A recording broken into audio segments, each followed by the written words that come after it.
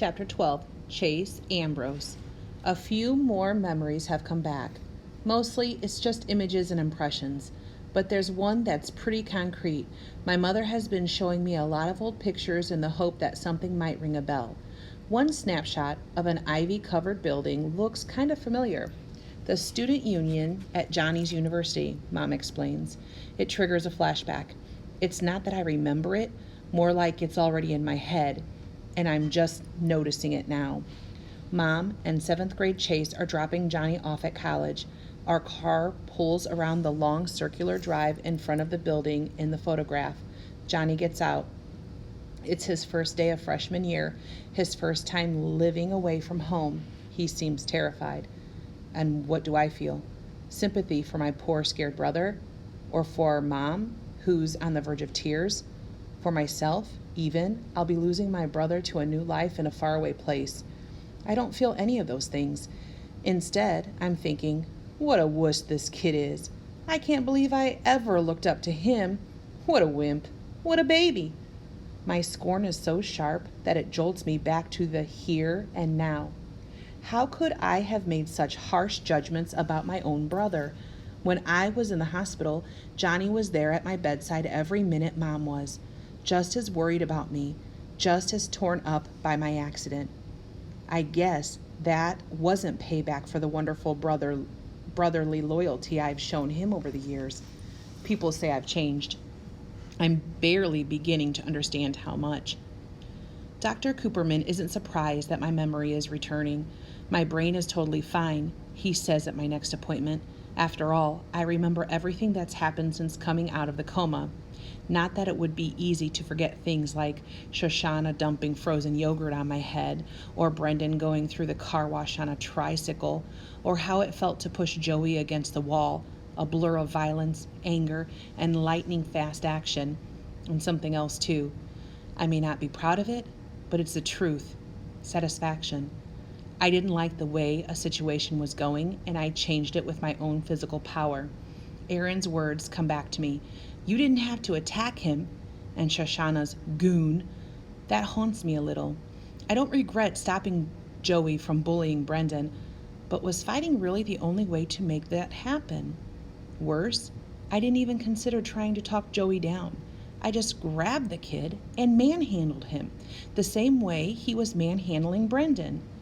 I get that the old Chase could be like that before the accident, but now I'm starting to wonder if that person is still inside me, emerging from the darkness, bit by bit, along with my memory.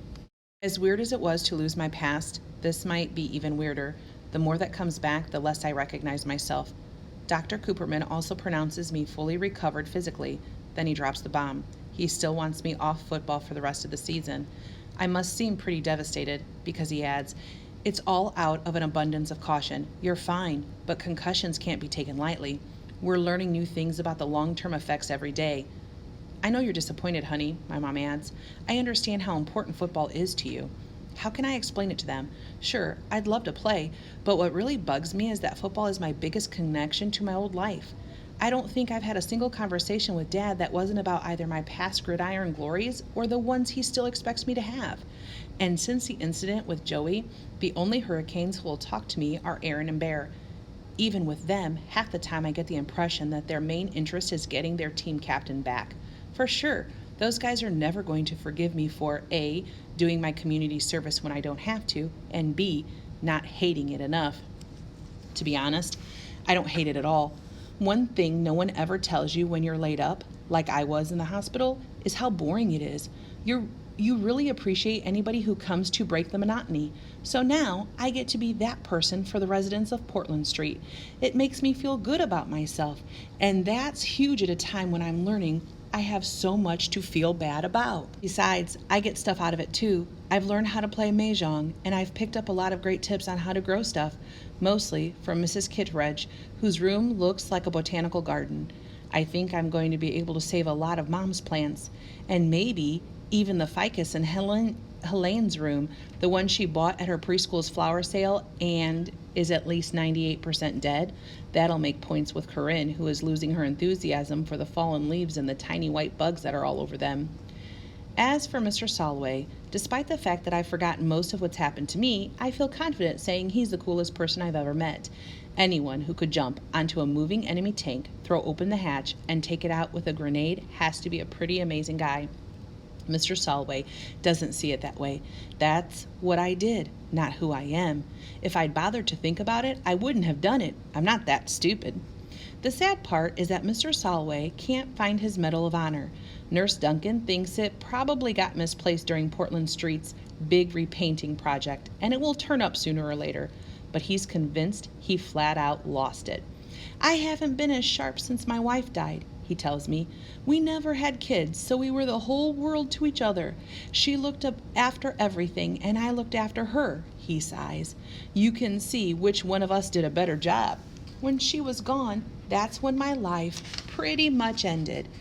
This, a sweep of his arms takes in the room, is marking time. I hate it when he talks like that. Come on, Mr. Solway, you've got a good life here, plenty of friends. He glares at me.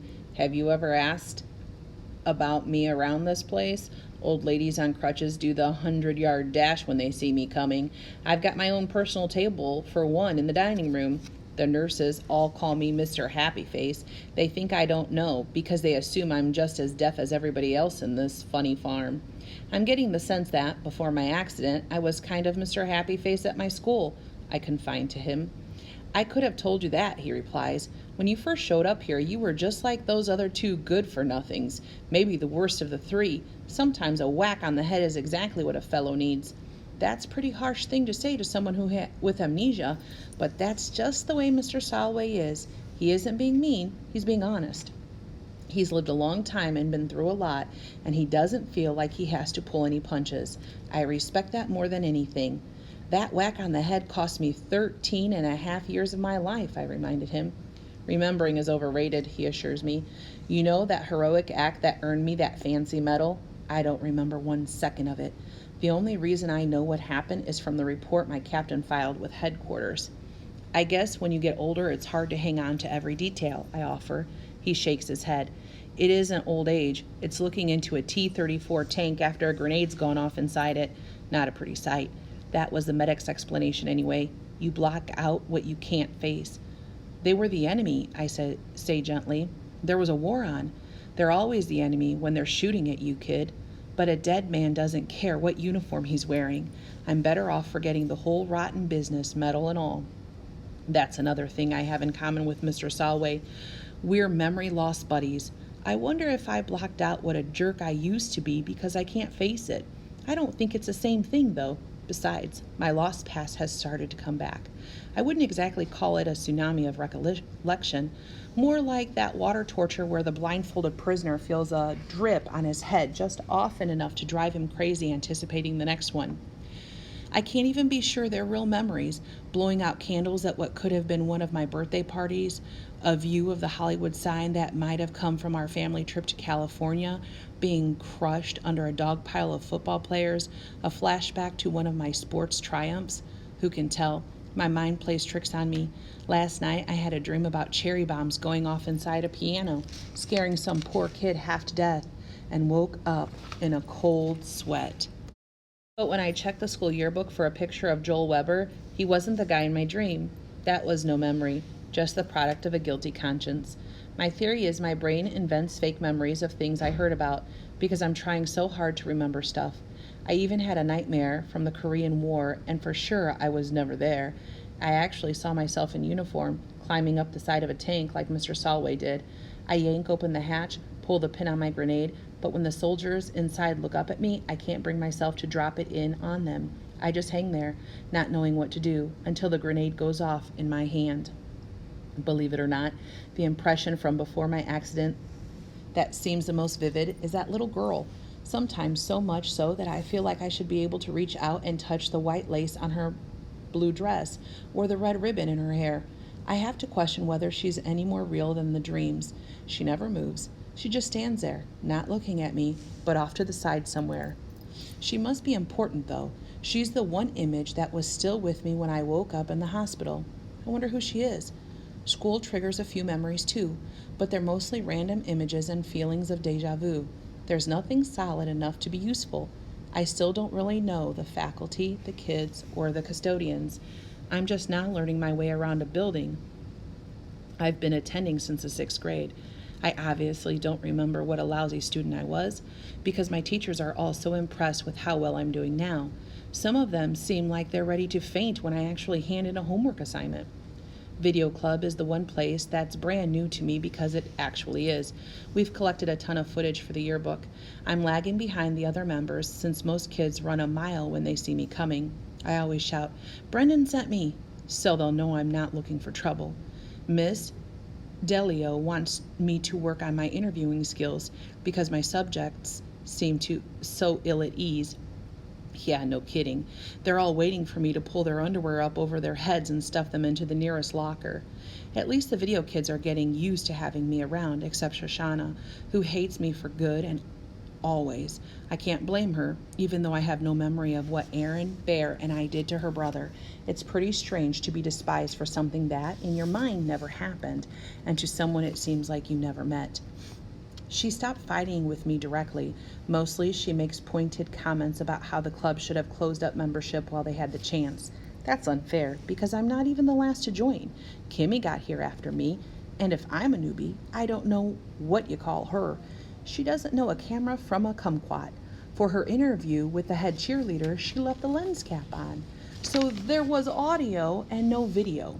On her second try, she zoomed in so close that all you could see was a big mouth talking. I think Brendan has kind of a crush on Kimmy because he won't hear anything bad about her. Shooting a mouth but no face is expressionism, and lens caps are too analog for a digital age. Whatever. Brendan's true love, though, is YouTube. This afternoon, he shows us his latest clip of a tiny goldfish bravely swimming against the pool of a bathtub drain, while electric guitars roar in the background. Just as a struggling creature is about to be sucked away to his doom, a toilet plunger slams down over the drain opening, saving his life. Brendan pauses the video to scattered applause. "I call it Plunger Ex Machina," he announces grandly. Shoshana doesn't approve. "You're wasting your time with this stuff. You should be helping me with my entry for the National Video Journalism Contest. It would be a huge boost for the club if we win." He brushed her off. "The kind of internet traffic I'm trying to generate isn't going to come from some senior citizen reminiscing about the good old days." "That depends on who we pick," Shoshana insists. "Seniors have lived through amazing times and accomplished incredible things. We just have to find the perfect subject." Before I realize who I'm talking to, I blurt, "You should talk to Mr. Solway over at Portland Street." Her angry eyes skewer me. I've contaminated her precious project with the sound of my voice. Another of my crimes against humanity, like bullying her brother and not dying when I fell off of the roof. "Who's Mr. Solway?" Kimmy asks. "A hero from the Korean War. He was awarded the Medal of Honor. That's the highest award any soldier can get." "And how would you know someone like that?" Shoshana demands. It's obvious she doesn't believe a word out of my mouth. "I work there. Aaron, Bear, and me. It's our community service for..." My voice trails off. She, of all people, knows exactly what we're doing community service for.